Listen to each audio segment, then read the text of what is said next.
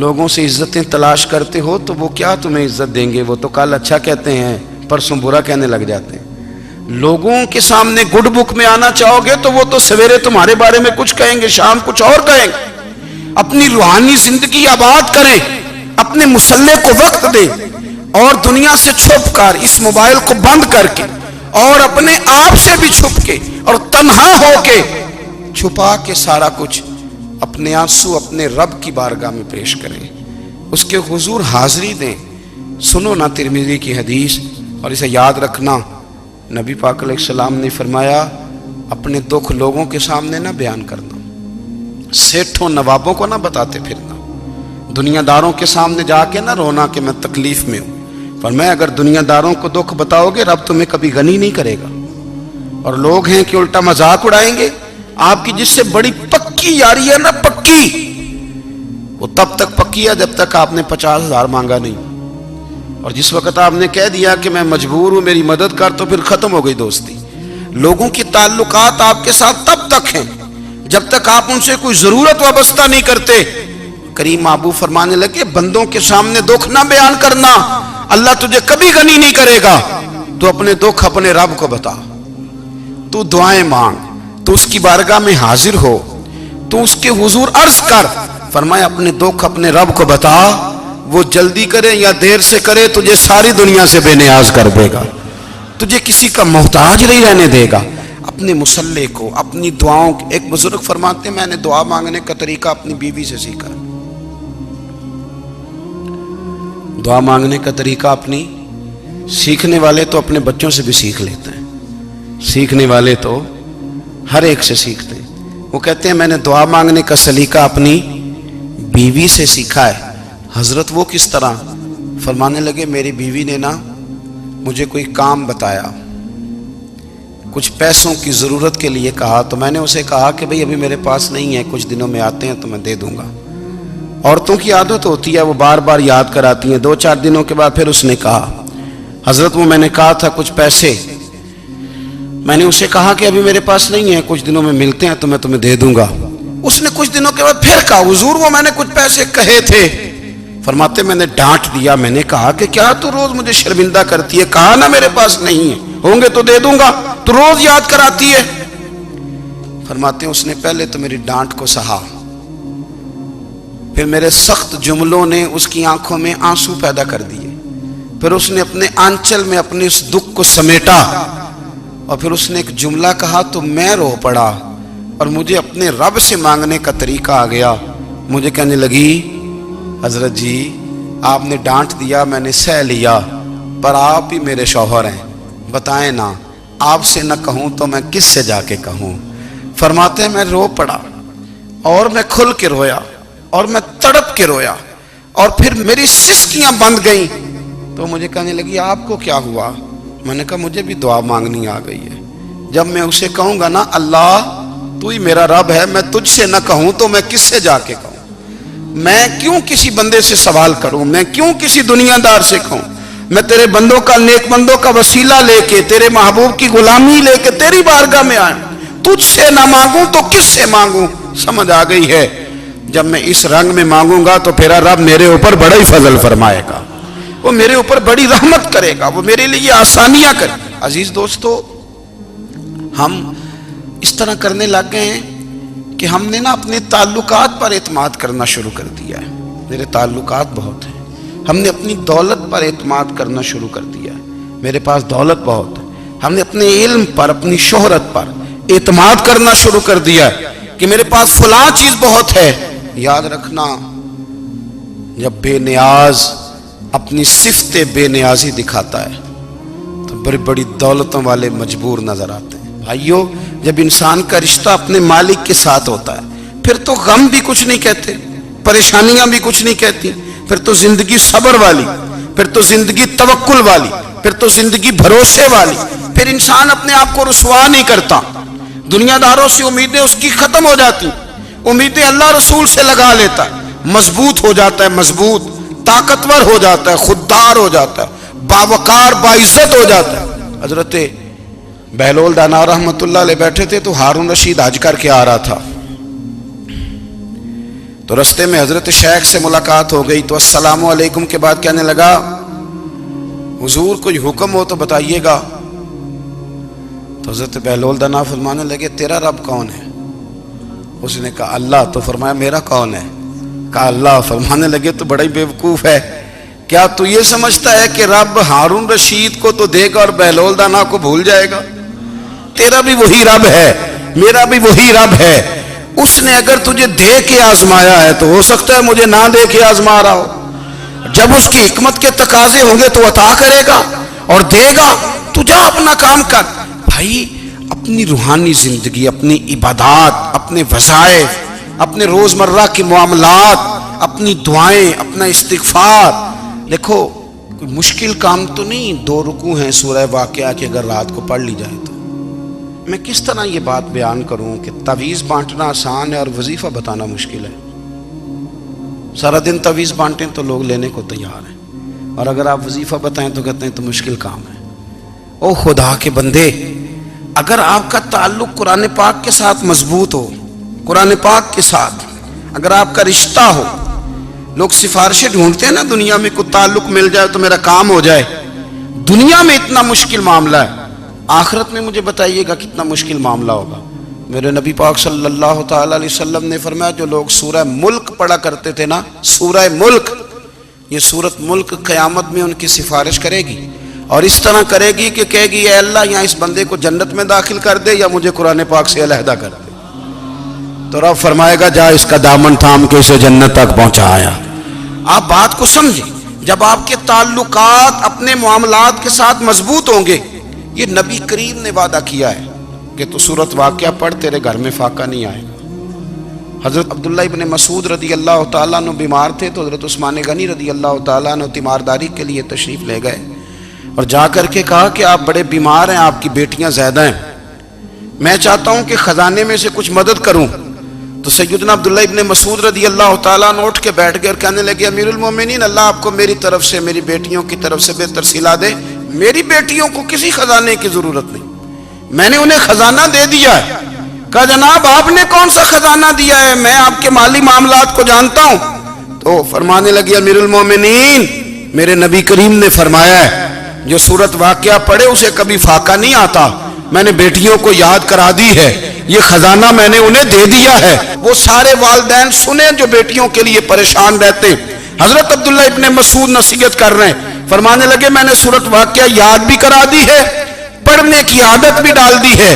حضور نے فرمایا ہے جو سورت واقعہ پڑھے اسے فاقہ نہیں آتا. کہنے لگے چاند تو اپنی جگہ چھوڑ سکتا ہے، سورج گر سکتا ہے، تارے ٹوٹ سکتے ہیں، پر مدینے والے رسول کی بات غلط نہیں ہو سکتی.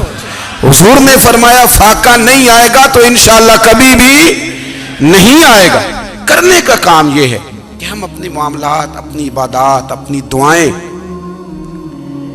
کبھی 10 منٹ عادت ہو جائے نا دعا مانگنے کی علیحدہ سے رات کو.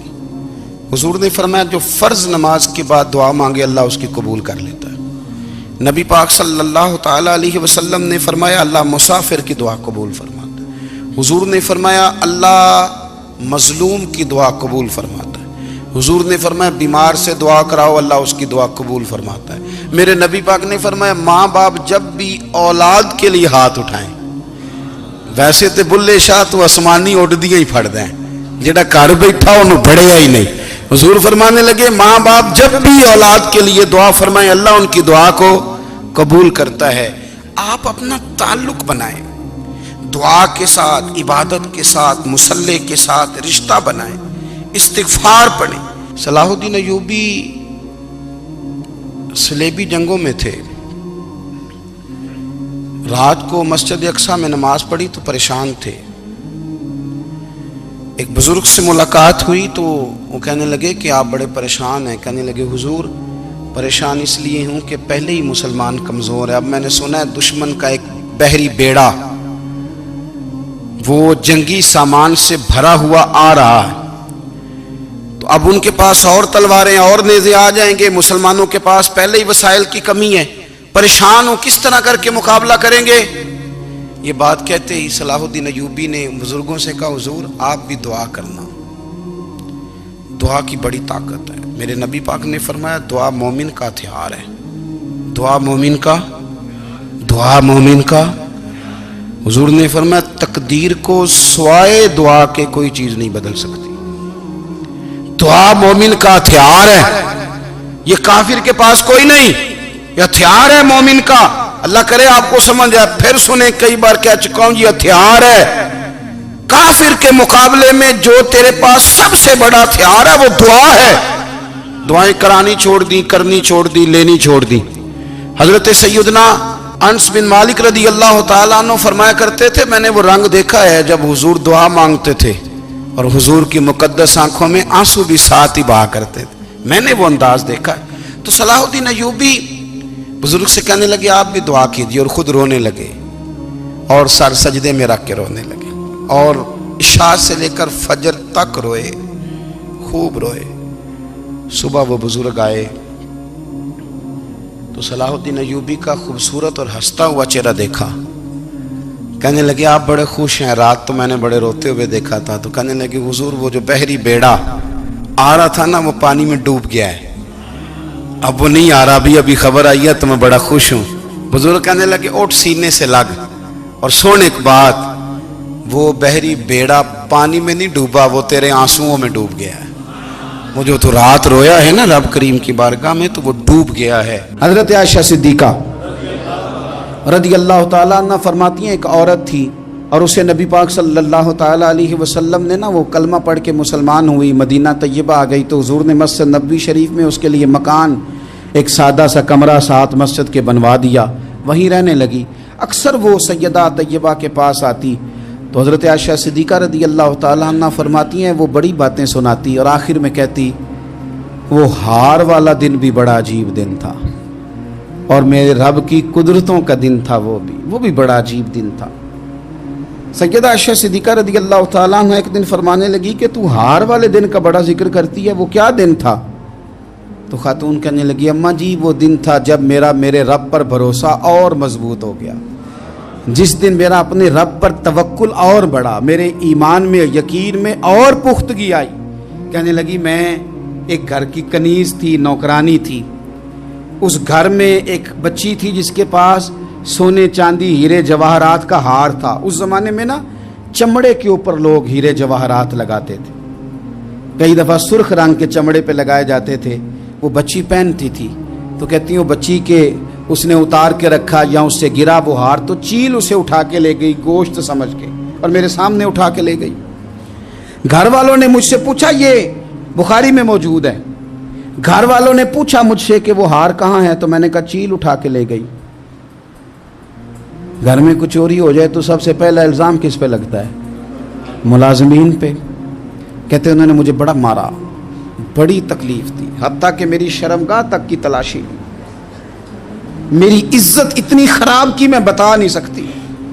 میں نے اپنی زندگی میں ایک واقعہ دیکھا، ایک امیر گھر میں چوری ہو گئی، ملازم کو اتنا مارا کہ وہ چارپائی پہ پڑ گیا، پولیس والوں سے اتنی مار پروائی گئی کہ وہ بیچارہ چارپائی پہ پڑ گیا، اور پھر وہ اتنا بیمار ہوا اور کچھ دنوں کے بعد پتہ چل گیا کہ چور تو اپنا بیٹا ہے ان کا،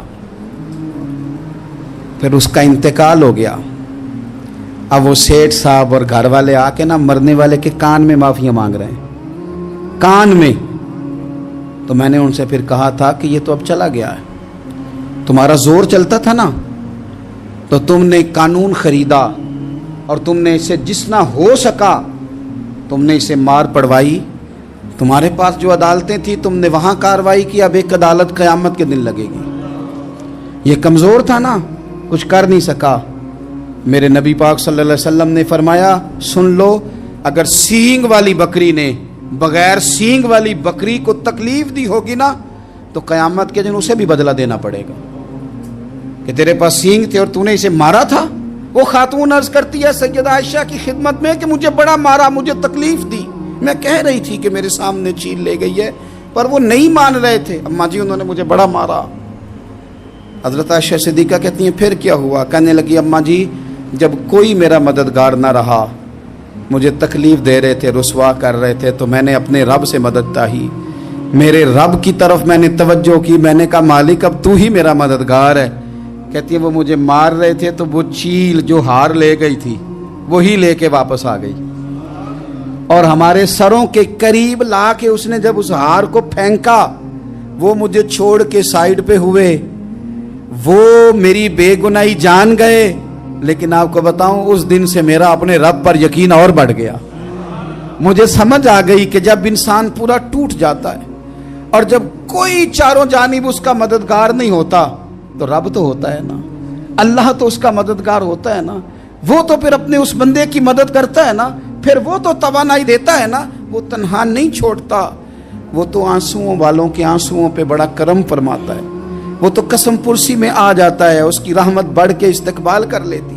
ओ मेरी मिल्लत के जवानों, मज़ा नहीं आ जाता जब सारी दुनिया सोई हो, सारी दुनिया, और बिस्तर भी गर्म हो और नींद भी पूरा गलबा कर रही हो, और अचानक घंटी बजे दिमाग में, आंख खुले, घड़ी पे नजर पड़े, 3:30-4 बजे का पैगाम घड़ी बताए, और कोई चढ़ती जवानी वाला उठ के वुजू करे, और जब वो मुसल्ला खोल के बिछाए तो मदीने वाले महबूब कहते हैं कि हर नमाज पे रब सवाब देता है, और जो उठ के तहज्जुद की नमाज पढ़े उसे देख के तो रब मुस्कुराता है, जो उसकी शान के लायक है, जो उसकी शान के लायक, वो मुस्कुराता है, खुश होता है कि मेरा बंदा तहज्जुद में उठ गया, वो मुस्कुराता है। काश हमारी सुबहें कभी अपने मालिक के नाम हो जाएं, काश के सुबह। हजरत अबुल हसन रहमतुल्लाह ताला अलैह हजरत माज इब्न जबल रदी अल्लाह ताला अन्हु के पास बैठा करते थे। फरमाते हैं उनसे जो प्यार बढ़ा तो फिर मेरा मुसल्ले से भी बढ़ गया। ताबी हैं, फरमाते हैं सहाबी रसूल से मोहब्बत हुई तो जिक्र से भी हो गई, फिर दुरूद शरीफ से भी हो गई, मोहब्बत उनसे बढ़ी तो फिर अल्लाह ने मस्जिद का प्यार भी बढ़ा दिया। आप फरमाते हैं कि मेरी हर वक्त तबीयत चाहती थी कि बस अल्लाह अल्लाह करूं, बस अल्लाह अल्लाह करूं, बस ना मैं ज़रा थोड़ी जान छुड़ाऊं लोगों से, कुछ 10 मिनट मिले तो मैं कुछ 4 नफल पढ़ लूं, मैं थोड़ा सा ना बचूं लोगों से, और मुझे तस्बीह मिले तो मैं ना कुछ 400-500 दफा इस्तिगफार पढ़ूं, सुभान अल्लाह, अल्हम्दुलिल्लाह, अल्लाहु अकबर, ला हौला वला कुव्वता इल्ला बिल्लाह, मैं ना तस्बीहात पढ़ूं। फरमाते हैं कि बच्चे थे घर में 6-7, गुर्बत थी, काम मिलता कोई नहीं था, और मैं काम चोर नहीं था, काम ढूंढता था, पर अल्लाह की कुदरत के काम नहीं मिलता था। फरमाते हैं कि मैंने एक दिन अपनी अहलिया से कहा कि आज मैं फिर जाता हूँ काम ढूंढने, तो मेरी बीवी बड़ी फर्मा बरदार थी, पर उस दिन ना गुर्बत के हाथों तंग आके कहने लगी, आज नाना कोई तू चीज़ लेके आया, तो मुझसे बच्चों की भूख नहीं देखी जाती है, सब रोगां दा रोग मुहम्मद जिसदा नाम गरीबी, कंड बुला के लंघ जाते नहीं दोस्त यार करीबी, आज ना कुछ लेके आया तो मैं बच्चे लेके मेके चली जाऊंगी। शेख फरमाते हैं कि मैं बड़ा परेशान घर से निकला, पर मैंने सुबह से लेके जोर तक काम ढूंढा, काम मिला कोई नहीं, तो मेरे दिल में ख्याल आया चलो काम नहीं मिलता तो अल्लाह अल्लाह तो करे ना, चलो बंदों की मजदूरी नहीं मिलती तो रब करीम की इबादत ही करते हैं। फरमाते हैं कि मैंने ना फुरात के पानी से वुजू किया, नहर के, शदीद धूप थी, साथ रेत थी और रेत तप रही थी, मैंने अपना रुमाल वहीं मुसल्ला के तौर पर बिछा लिया, और फरमाते हैं कि जोर से लेकर असर तक नमाज पढ़ी, धूप भी पूरे जोर पे, पर मेरे सजदे का ज़ौक़ भी पूरे जोर पे। फरमाते हैं सूरज भी चमक रहा है और रब की इबादत का ज़ौक़ भी पूरे जोर पे, मैं सजदा करूं तो फिर मेरा उठाने को जी ना चाहे। मेरे उस्ताद लिखा करते थे, ये उनका शेर है, वो कहा करते थे मुझे सोज दे, मुझे साज दे, और मुझे नीम शब का न्याज दे, दमे सजदा खुद को मैं तोड़ दूं, मुझे ऐसा ज़ौक़े नमाज दे। और मैं तेरी बहार का फूल हूं, मैं खिला भी हूं तो तेरे लिए, मुझे मेरी शाख से तोड़ ले, मुझे अपनी जुल्फ का नाज दे। भाई फरमाते हैं कि असर तक मैंने नफल पढ़े, दिल ढलने लगा, असर की नमाज पढ़ी और मैं वहां से चला। अब मैं जब निकलने लगा तो दिल में ख्याल आया कि छोटी छोटी दीवारें हैं घर की, बगैर कुछ लिए जाऊंगा तो बीवी दूर से देखेगी तो शोर करेगी कि फिर खाली हाथ आ गया है। कहते मैंने अपने उसी रुमाल में जिस पे मैंने नमाज पढ़ी थी ना, रुमाल में की आखी दे पंजाबी च साफा, कहते हैं उसी में ना मैंने कुछ रेत भर ली कि वो दूर से देखेगी तो समझेगी कुछ लेके आया है, चलो जाके उसे बता दूंगा कि आज फिर मजदूरी नहीं मिली। कहते हैं वो रेत लेकर जब मैं घर में गया तो पहले बीवी दरवाजे पे खड़ी होती थी, पूछती थी खाली हाथ आ गए हो? आज मैंने देखा तो है ही कोई नहीं। फरमाते मैं अंदर दाखिल हुआ, सलाम लिए, कोने में मैंने वो रुमाल रख दिया और मैंने आवाज दी कि भली मानस कहाँ हो? तो वो कहने लगी आप मुंह हाथ धो ले, मैं रोटी लेके आई। मैंने कहा रोटी कहां से आ गई? यहां तो कई दिनों के फाके, तो कई दिनों की गुर्बत है, यहां तो इस घर में तो फकीरी है। फरमाते हैं कि वो रोटी लेके आई और उस वक़्त की जो मौजूदा नेमतें थी, समझ ले सलाद अचार हर चीज साथ लाई। मैंने कहा कि बच्चे कहाँ गए? कहने लगी वो खाना खा के खेलने गए, आप खाना खा लें आ जाते। खाना उसने चुन दिया। मैंने हैरत अंगेज लहजे में सारी नेमतें अपने दस्तरखान पे देख करके बीवी से पूछा ये कहां से आया खाना? बच्चों को तूने कहां से खाना खिलाया? ये सारा कुछ कैसा है? तो कहने लगी पता नहीं आज आप किस करीम की मजदूरी करने चले गए थे, पता नहीं किस करीम की, मेरे घर में तो इतनी नेमतें आई हैं कि मुझसे संभाली नहीं जा रही, इतना अनाज है, इतना गंदुम है, किस करीम के दरवाजे आज चले गए थे? ये कहते कहते वो उठी और उठ करके कहने लगी पहले ही बड़ा कुछ आया था, अब क्या ले आए हो? और जा करके ना उसने वो रेत वाला रुमाल खोला, कहने लगे मैं तो लेके आया था रेत, तो मेरे रब ने उसे भी सोने और हीरे बना दिया था। जब आपकी तवज्जो अल्लाह की जानी, मेरे नबी पाक सल्लल्लाहु ताला अलैहि वसल्लम ने फरमाया हर चीज अपने रब से मांग, हर चीज मांग, हर चीज मांग। या रसूलल्लाह क्या कुछ? मेरे महबूब ने फरमाया तेरे घर में नमक भी खत्म हो जाए तो वो भी अपने रब से मांगा कर, तू मांगना वो तुझे देगा, तू उसकी बारगाह में कशकोले तलब दराज तो करना। और तिरमिजी शरीफ में अजीब लफ्ज है, रसूल कायनात ने फरमाया, रब करीम फरमाते हैं जब मेरा बंदा हाथ उठाता है ना तो मुझे हया आती है कि मैं खाली कैसे लौटा दूं इसके।